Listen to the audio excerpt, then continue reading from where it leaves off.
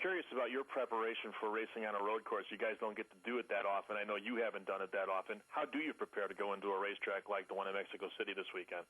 Well, I've tried to do as much as I can. I went out to Bob Bondurant out in Phoenix and did a little bit of testing out there with some Corvettes, and I really lean on my teammates hard, talking to Kevin Harvick and Jeff Burton. They've got a lot of road racing experience, so they definitely can help you. And it never hurts to get on the computer. The computer games these days are so realistic, and you can learn a lot just by doing that. So probably tonight and tomorrow night I'll be on the computer trying to learn a little bit, and hopefully it'll help us out down there. Last question is, you're someone who worked his way up to where you are, Scott, on the short tracks, the weekly tracks around Wisconsin where you grew up. It's a little tougher to do that these days, in my opinion. I'm kind of curious about your thoughts of short track racing, where it is, and in terms of if a driver can really kind of climb up the ladder. Is that opportunity still there, and how hard it is for someone to do what you've kind of done here in the last few years? Well, I think it's definitely still there. The biggest obstacle I'm seeing is money. You know, you have to have a great sponsor. You have to have your parents that really are going to be able to afford it and sink a lot of their money and time into it. And, you know, short track racing, I think, is always going to be competitive. It's always going to be great. But I hope we don't get to the point where, you know, the fastest motor and the fastest car is always going to win, and they put it more back in the driver's hands. But right now, it just the state that it's in right now, it seems like you can buy a lot of your speed. And it's really tough. If you don't have a lot of support from people, you're not going to make it to this level. And I feel fortunate I did. I ran for a family team for a lot of years there, and we didn't have a lot of money, and we didn't have a lot of major sponsors, and we were able to make it to this point, so it felt good to do that. Well, good luck this weekend. I know your brother Chris is also racing this weekend, so good luck to both of you guys. Thank you very much. Next, we will hear from Kerry Murphy with the Final Lap Radio. Hey, Scott, thanks for being on with us today. You're in the unique situation. You know, you talk about momentum a few questions back, that you're in the unique situation where you're sharing a car, you're fresh off of a win at an oval, and now you're heading to a road course. Are you mentally able to use any of that momentum, or is this just a complete curveball and you got to focus on this weekend? Well, I definitely think I can. You know, my guys were so excited after Nashville for not only me but the team to score our first win. And, you know, the last couple of weeks haven't been exactly what we wanted to see. Jeff had a great run at Texas, but had a little problem at Phoenix last weekend. So we're able to carry a lot of momentum. Road courses haven't been my strong suit over the years being in NASCAR, but we've got a great team. We've got great cars. I think we can go down there, hopefully use a little bit of that momentum. And, you know, it's going to take me a little bit to learn just what to do at Mexico City and what to feel in the race car. But I think we can go down there. We're all excited. The last time I was in a car, we won, so hopefully we can go down there and kind of pick up where we left off. Do you have anything planned outside the racetrack when you're down in Mexico, a special restaurant or appearance or a cool landmark, that kind of thing? Unfortunately, I don't right now. You know, it's great going down there, and last year I learned a lot about where to go and what to see. So this year I'm probably going to lean on some people and take some time and just look around and see some of the sights. And last year I got to see a little bit, but most of the time was spent at the racetrack. And this year I'd like to walk around a little bit more and see some stuff. Good luck this weekend. Thank you.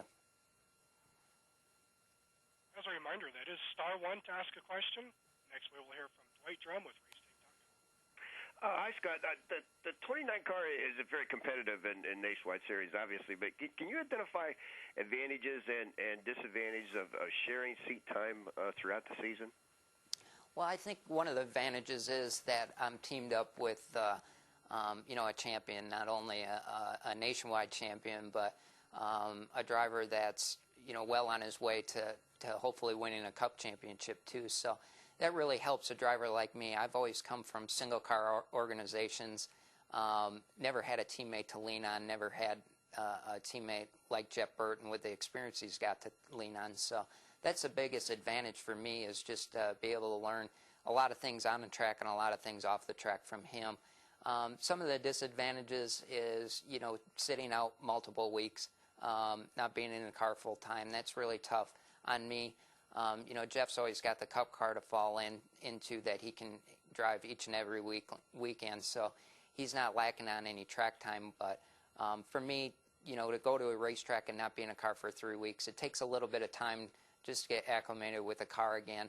and learn things on pit road, just how far you can drive the car into the pit box, the speed lines, things like that. So it takes a little bit of adjusting to. Usually it takes me the first couple practices to feel comfortable again, and after that, hopefully we have everything ironed out that I can run strong. So you have to work harder to keep the continuity with your team then?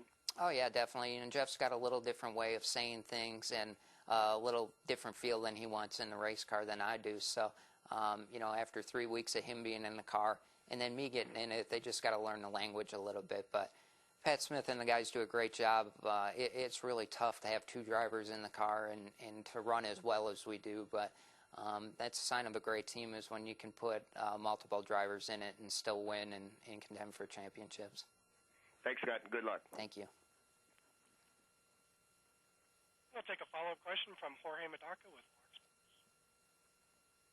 A lot of weeks we talk about the Cup drivers who come and invade the Nationwide Series, but this week it's all going to be about the road ringers.